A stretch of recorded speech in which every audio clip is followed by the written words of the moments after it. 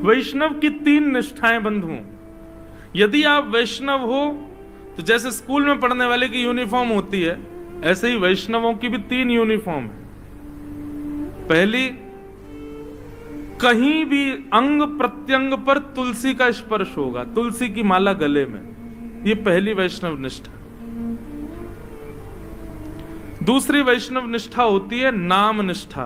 वो बिना नाम संकीर्तन किए एक दिन भी नहीं बिताता, हर दिन ठाकुर जी का नाम जरूर रटता है। और तीसरी वैष्णव की निष्ठा होती है एकादशी निष्ठा, वो हर एकादशी को करता है। बंधुओं, प्रयास कीजिए इस साल ज्यादा नियम लोग पूछ रहे हैं क्या बनाए, मैंने तो बहुत सारे बताए, एक ये भी सुन लो, संपूर्ण एकादशी करो। और एकादशी को बंधुओं केवल इस रूप में मत करो कि मुझे अन्न नहीं खाना है। एकादशी कोई व्रत तो है, पर वो एक निष्ठा का नाम है एकादशी। जैसे करवा चौथ के दिन पत्नी अपने पति के लंबी आयु के लिए व्रत करती है, वो व्रत नहीं है, पत्नी का पति के प्रति निष्ठा प्रेम को दिखाता है।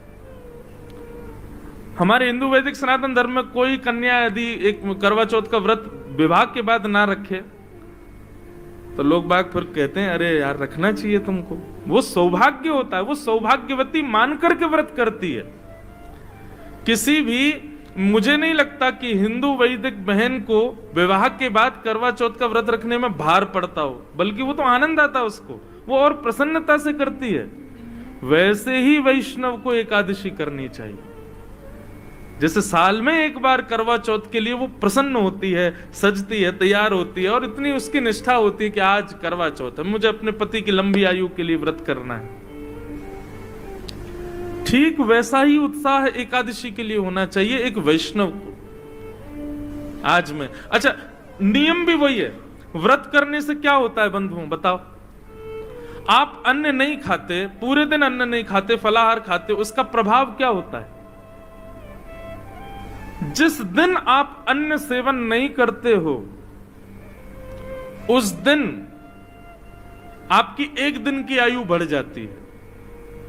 व्यक्ति की आयु 2 चीजों से कम होती है, एक तो अन्न सेवन करने से, एक बहुत बोलने से। 2 क्रियाओं से मानव की आयु घटती है।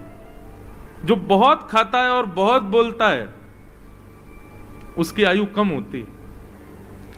आप कहोगे महाराज जी फिर तो आपकी तो अभी कछु साल की रह गई होगी।